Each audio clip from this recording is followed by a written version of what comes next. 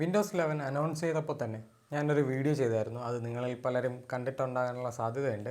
അന്നത്തെ ആ വീഡിയോയിൽ വിൻഡോസ് 11 ഇൻസ്റ്റാൾ ചെയ്യാനായിട്ട് എന്തൊക്കെയാണ് ബേസിക് റിക്വയർമെൻറ്റ്സ് അങ്ങനെയൊക്കെയുള്ള കാര്യങ്ങളായിരുന്നു അന്നത്തെ ആ വീഡിയോയിൽ ഞാൻ പറഞ്ഞിരുന്നത്.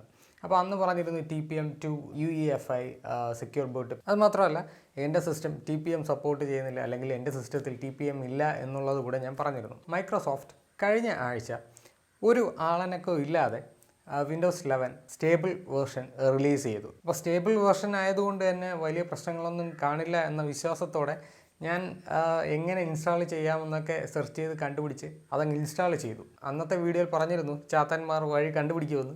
അതുപോലെ തന്നെ ചാത്തന്മാർ വഴി കണ്ടുപിടിച്ചിരിക്കുകയാണ്. ഞാനത് ഇൻസ്റ്റാൾ ചെയ്യുകയും ചെയ്തു. TPM 2.0 ഇല്ലാതെ തന്നെ ഞാൻ വിൻഡോസ് 11 ഇൻസ്റ്റാൾ ചെയ്തു. എനിക്ക് വലിയ പ്രശ്നമൊന്നുമില്ല, ഒരു ബുദ്ധിമുട്ടും ഇല്ലാതെ വിൻഡോസ് 11 വർക്ക് ചെയ്യുന്നുണ്ട്. ഇനി ഞാൻ ഇന്നലെ ഇൻസ്റ്റാൾ ചെയ്തതേ ഉള്ളൂ.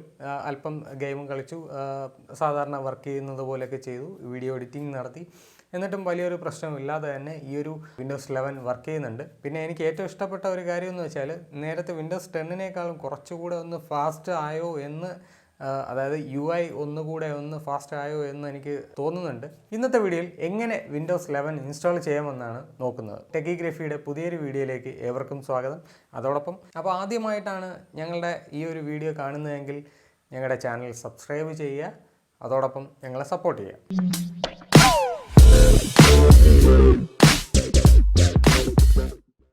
ഞാൻ നേരത്തെ പറഞ്ഞല്ലോ, ഒരു ആരവവും ഇല്ലാതെയാണ് മൈക്രോസോഫ്റ്റ് വിൻഡോസ് 11 ഇറക്കിയത്. ഞാൻ പോലും അറിഞ്ഞില്ല.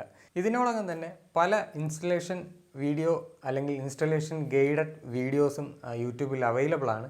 ഞാൻ അതിനെ എല്ലാം ഒന്ന് ക്രോഡീകരിച്ച് യൂസ്ഫുള്ളായിട്ടുള്ള കുറച്ച് വേർഷൻസ് മാത്രമേ ഞാൻ പറയുന്നുള്ളൂ.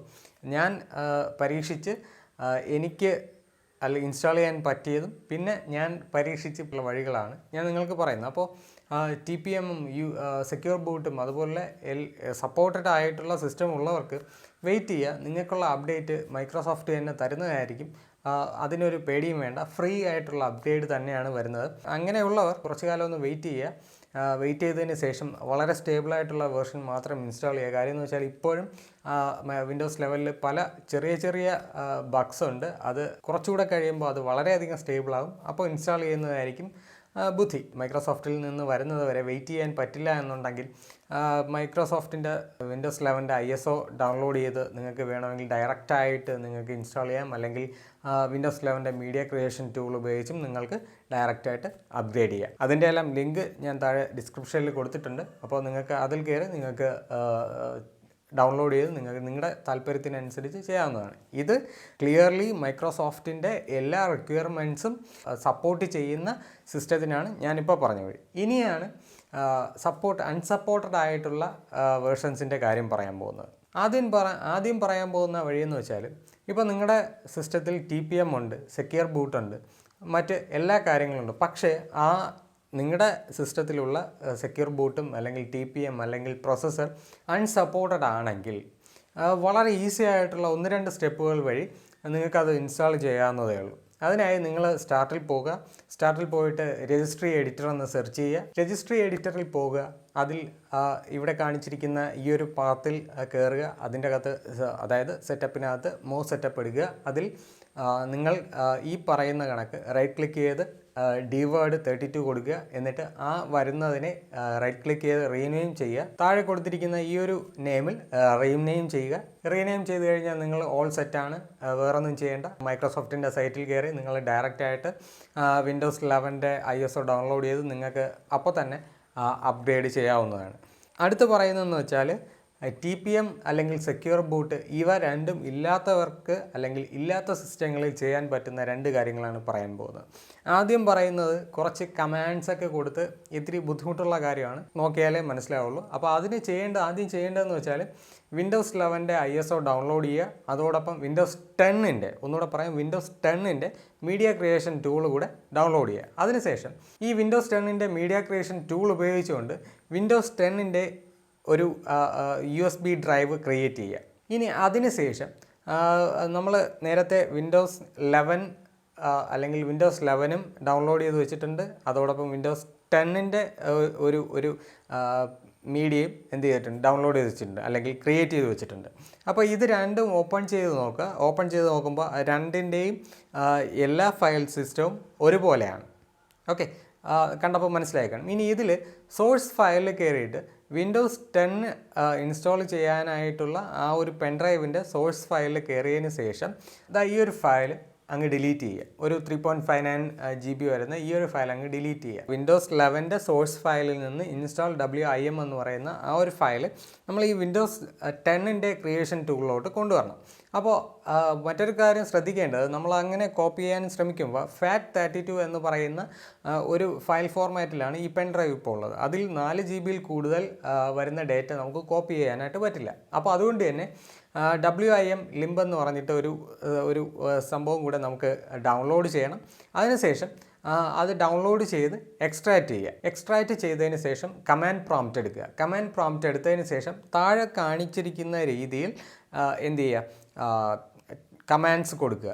ഓക്കെ, ആദ്യം നമ്മൾ ഈ കമാൻഡ് കൊടുക്കുമ്പോൾ ഇപ്പോൾ നമ്മൾ ഡൗൺലോഡ് ചെയ്ത് എക്സ്ട്രാക്റ്റ് ചെയ്ത ആ ഒരു സോഴ്സ് അല്ലെങ്കിൽ ആ ഒരു ഫയൽ ഏത് ഡ്രൈവിലാണോ അത് വേണം എന്ത് ചെയ്യുക, സെലക്ട് ചെയ്ത് കൊടുക്കുക. അതിനുശേഷം വിൻഡോസ് 11 ഇൻസ്റ്റലേഷൻ അല്ലെങ്കിൽ install.wim എന്ന് പറയുന്ന ആ ഒരു ഫയലിനെ നമുക്ക് സ്പ്ലിറ്റ് ചെയ്യണം. അപ്പോൾ അതിൻ്റെ സോഴ്സ് ഫയൽ എവിടെയാണോ കിടക്കുന്നത് അത് കൊടുക്കുക. അതിനുശേഷം അത് സ്പ്ലിറ്റ് ചെയ്ത് എവിടെയാണോ പോകേണ്ടത് അത് കൊടുക്കുക. അത് കൊടുത്തതിന് ശേഷം എൻ്റർ കൊടുക്കുക. എൻ്റർ കൊടുക്കുമ്പോൾ അത് രണ്ടായിട്ട് ഓട്ടോമാറ്റിക്കലി സ്പ്ലിറ്റ് ആയിട്ട് വരും. ഇനി മറ്റൊരു കാര്യം ശ്രദ്ധിക്കേണ്ടത്, ഇത് എല്ലായ്പ്പോഴും നടക്കണമെന്നില്ല. ഞാൻ ശ്രമിച്ചിട്ട് നടന്നില്ല, അതുകൊണ്ടാണ് ഞാൻ മറ്റൊരു വഴി നോക്കിയത്.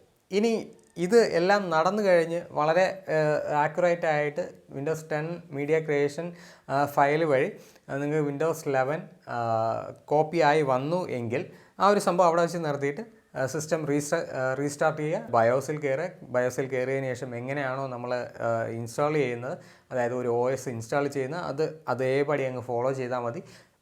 ആദ്യം വിൻഡോസ് 10 ആ ഒരു ഇൻസ്റ്റലേഷൻ വിൻഡോ ആയിരിക്കും വരിക.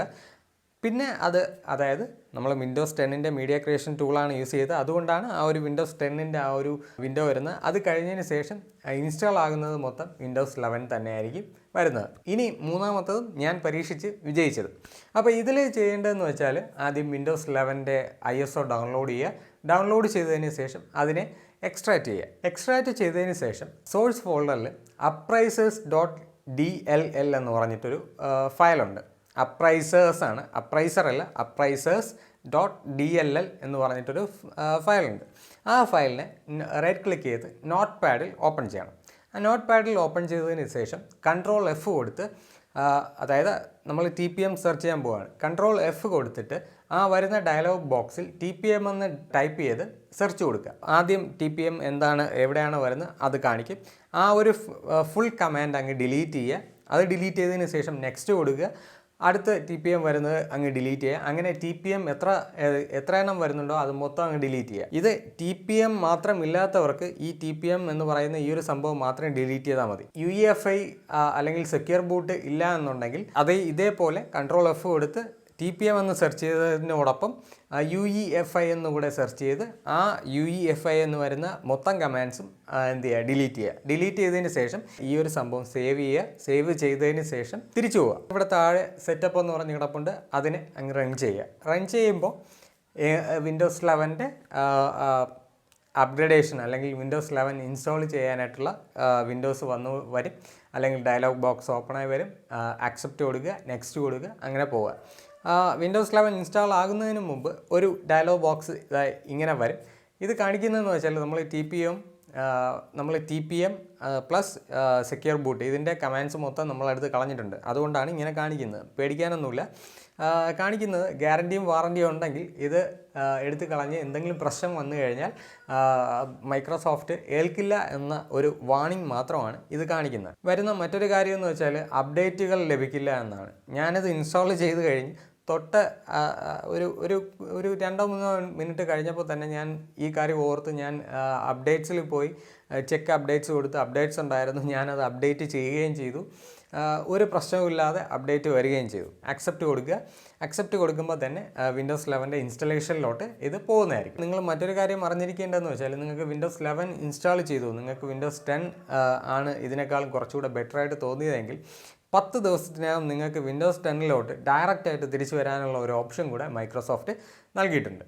ഇനി മറ്റൊരു കാര്യം, ഞാൻ ഇൻസ്റ്റാൾ ചെയ്ത് ആ ഒരു ടൈമിൽ റീസ്റ്റാർട്ടിങ്ങോ അല്ലെങ്കിൽ മറ്റ് ഷട്ട് ഡൗണോ അങ്ങനെ ഒന്നും ചെയ്യാതെ അതേ ഒരു സ്ട്രെച്ചിൽ ഞാൻ ആപ്ലിക്കേഷൻസ് യൂസ് ചെയ്തപ്പോൾ, അതായത് അഡോബി പ്രീമിയർ പ്രോ യൂസ് ചെയ്തു, പിന്നെ ഫിൽമോറ 10 യൂസ് ചെയ്തു, ക്രോം യൂസ് ചെയ്തു.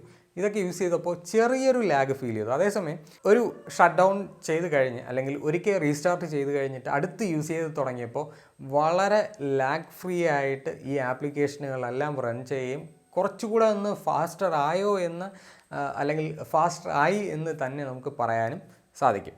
ഇതാണ് വിൻഡോസ് 11 അല്ലെങ്കിൽ വിൻഡോസ് 11 ഞാൻ ഇൻസ്റ്റാൾ ചെയ്തതിന് ശേഷം എനിക്കുണ്ടായ അനുഭവം. അപ്പോൾ നിങ്ങൾക്ക് ഈ ഒരു വീഡിയോ ഉപകാരപ്രദമായെന്ന് വിശ്വസിക്കുകയാണ്. നമുക്ക് അടുത്ത വീഡിയോയിൽ കാണാം. നന്ദി, നമസ്കാരം.